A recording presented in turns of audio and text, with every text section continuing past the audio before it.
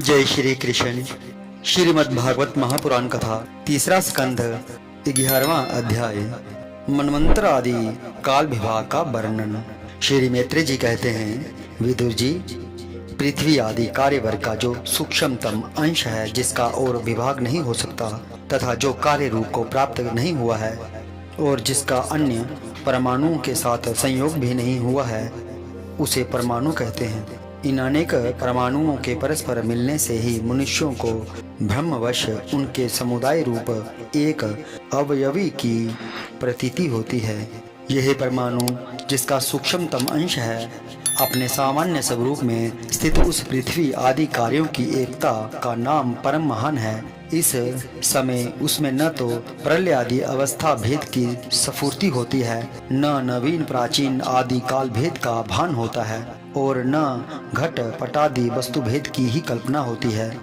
इस प्रकार यह वस्तु के सूक्ष्मतम और महत्तम स्वरूप का विचार हुआ। इसी के सादृश्य से परमाणु आदि अवस्थाओं में व्याप्त होकर व्यक्त पदार्थों को भोगने वाले सृष्टि आदि में समर्थ अव्यक्त स्वरूप भगवान काल की भी सूक्ष्मता और स्थूलता का अनुमान किया जा सकता है। जो काल प्रपंच की परमाणु जैसी सूक्ष्म अवस्था में व्याप्त रहता है, वह अत्यंत सूक्ष्म है, और जो सृष्टि से लेकर प्रलय पर्यंत उसकी सभी अवस्थाओं का भोग करता है, वह परम महान है। दो परमाणु मिलकर एक अणु होता है और तीन अणुओं के मिलने से त्रस रेणु होता है। जो रोखे में से होकर आई हुई सूर्य की किरणों के प्रकाश में आकाश में उड़ता देखा जाता है, ऐसे तीन त्रस रेणुओं को पार करने में सूर्य को जितना समय लगता है, उसे त्रुटि कहते हैं। इससे 100 गुना काल वेद कहलाता है और 3 वेद का एक लव होता है। 3 लव को एक निमेष और 3 निमेष को एक क्षण कहते हैं। 5 क्षण की एक काष्ठा होती है और 15 काष्ठा का एक लघु, 15 लघु की एक दंड कही जाती है, अर्थात नाड़िका कही जाती है। 2 नाड़िका का एक मुहूर्त होता है और दिन के घटने बढ़ने के अनुसार 6 या 7 नाड़िका का एक प्रहर होता है। यह याम कहलाता है, जो मनुष्य के दिन या रात का चौथा भाग होता है। 6 पल तांबे का एक ऐसा बर्तन बनाया जाए जिसमें एक प्रस्थ जल आ सके और 4 माशे सोने की 4 अंगुल लंबी सलाई बनवाकर उसके द्वारा उस बर्तन के पेंदे में छेद करके उसे जल में छोड़ दिया जाए। जितने समय में एक प्रस्थ जल उस बर्तन में भर जाए, वह बर्तन जल में डूब जाए, उतने समय को एक नाड़िका कहते हैं। 4-4 प्रहर के मनुष्य के दिन और रात होते हैं और 15 दिन रात का एक पक्ष होता है, जो शुक्ल पक्ष और कृष्ण पक्ष भेद से 2 प्रकार का माना गया है। इन दोनों पक्षों को मिलाकर एक मास होता है, जो पितरों का एक दिन रात है। 2 मास का एक ऋतु और 6 मास का एक अयन होता है। अयन दक्षिणायन और उत्तरायण भेद से 2 प्रकार का है। दोनों अयन मिलकर देवताओं के एक दिन रात होते हैं तथा मनुष्य लोक में ये वर्ष या 12 मास कहे जाते हैं। ऐसे 100 वर्ष की मनुष्य की परम आयु बताई गई है।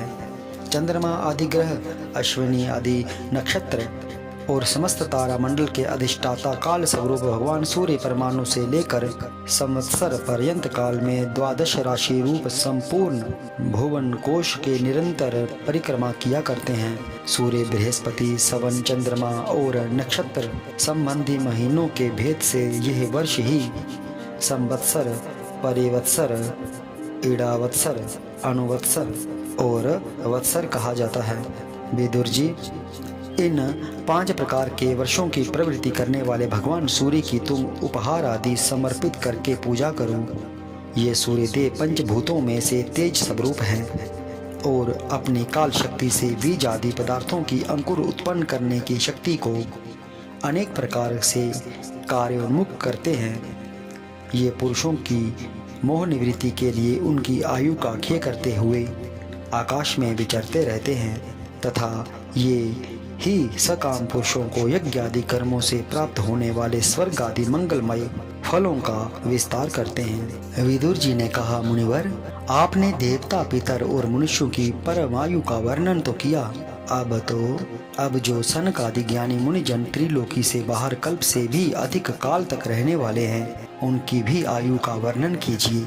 आप भगवान काल की गति भली भांति जानते हैं, क्योंकि ज्ञानी लोग अपनी योग सिद्धि दिव्य दृष्टि से सारे संसार को देख लेते हैं। मैत्रेय जी ने कहा, विदुर जी, सत्य युग, त्रेता, द्वापर, कलयुग, ये 4 युग अपनी संध्या और संध्यांशों के सहित देवताओं के 12 सहस्र वर्ष तक रहते हैं, ऐसा बतलाया गया है।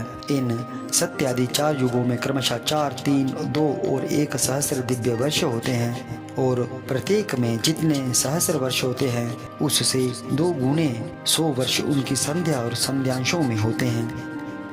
युग की आदि में संध्या होती है और अंत में संध्यांश। इनकी वर्ष गणना सैकड़ों की संख्या में बतलाई गई है। इनके बीच का जो काल होता है उसी को कालवेताओं ने युग कहा है। प्रत्येक युग में एक एक विशेष धर्म का विधान पाया जाता है। सत्य युग के मनुष्यों में धर्म अपने 4 चरणों में रहता है, फिर अन्य युगों में अधर्म की वृद्धि होने से उसका एक एक चरण क्षीण होता जाता है। प्यारे विदुर जी, त्रिलोकी से बाहर महरलोक से ब्रह्मलोक पर्यंत यहाँ की 1 सहस्र चतुर्युगी का एक दिन होता है और इतनी ही बड़ी रात्रि होती है जिसमें जगतकर्ता ब्रह्मा जी शयन करते हैं। उस रात्रि का अंत होने पर इस लोक का कल्प आरंभ होता है। उसका क्रम जब तक ब्रह्मा जी का दिन रहता है तब तक चलता रहता है। उस एक कल्प में 14 मनु हो जाते हैं। प्रत्येक मनु 71 चतुर्युगी से कुछ अधिक काल तक अपना अधिकार भोगता है। प्रत्येक मनवंतर में भिन्न भिन्न मनुवंशी राजा लोग, सप्तऋषि, देवगण, इंद्र और उनके अनुयायी गंधर्व आदि साथ साथ ही अपना अधिकार भोगते हैं। यह ब्रह्मा जी की प्रतिदिन की सृष्टि है जिसमें 3 लोकों की रचना होती है। उसमें अपने अपने कर्मानुसार पशु पक्षी, मनुष्य, पितर और देवताओं की उत्पत्ति होती है। इन मनमंत्रों में भगवान सत्व गुण का आश्रय ले अपनी मनो आदि मूर्तियों के द्वारा पौरुष प्रकट करते हुए इस विश्व का पालन करते हैं। काल क्रम से जब ब्रह्मा जी का दिन बीत जाता है तब वे तमोगुण के संपर्क को स्वीकार कर अपने सृष्टि रचना रूप पौरुष को स्थगित करके निश्चेष्ट भाव से स्थित हो जाते हैं। उस समय सारा विश्व उन्हीं में लीन हो जाता है। जब सूर्य और चंद्रमा आदि से रहित वह प्रलय रात्रि आती है तब वे भुवः स्वः तीनों लोक उन्हीं ब्रह्मा जी के शरीर में छिप जाते हैं। उस अवसर पर तीनों लोक शेष जी के मुख से निकली हुई अग्नि रूप भगवान की शक्ति से जलने लगते हैं। इसलिए उसके ताप से व्याकुल होकर भृगु आदि मुनीश्वर गण महरलोक से जनलोक को चले जाते हैं। इतने में ही 7 समुद्र प्रलय काल के प्रचंड पवन से उमड़कर अपनी उछलती हुई उताल तरंगों से त्रिलोकी को डुबा देते हैं। तब उस जल के भीतर भगवान शेषशायी योग निद्रा से नेत्र मूंद कर शयन करते हैं।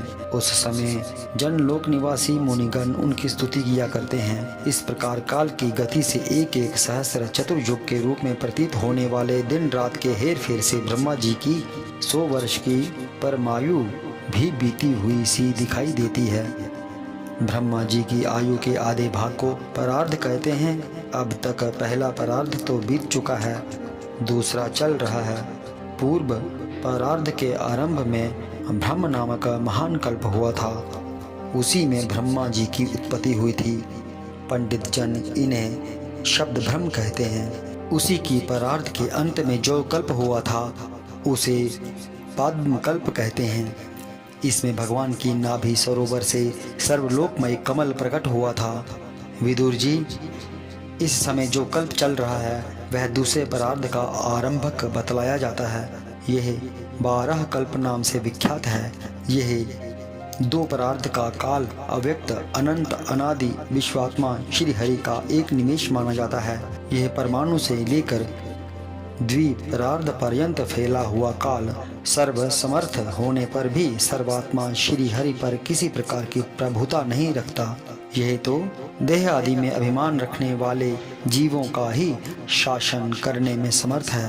प्रकृति, महत्त्व, अहंकार और पंच तन्मात्र, इन 8 प्रकृतियों के सहित 10 इंद्रियां, मन और पंचभूत, इन 16 विकारों से मिलकर बना हुआ यह ब्रह्मांड कोश भीतर से 50 करोड़ योजन विस्तार वाला है तथा इसके बाहर चारों ओर उत्तरोत्तर 10-10 गुणे 7 आवरण हैं। उन सब के सहित यह जिसमें परमाणु के समान पड़ा हुआ दिखता है और जिसमें ऐसी करोड़ों ब्रह्मांड राशियां हैं, वह इन प्रधान आदि समस्त कारणों का कारण अक्षर ब्रह्म कहलाता है। और यही पुराण पुरुष परमात्मा श्री विष्णु भगवान का श्रेष्ठ धाम स्वरूप है। जय श्री कृष्ण।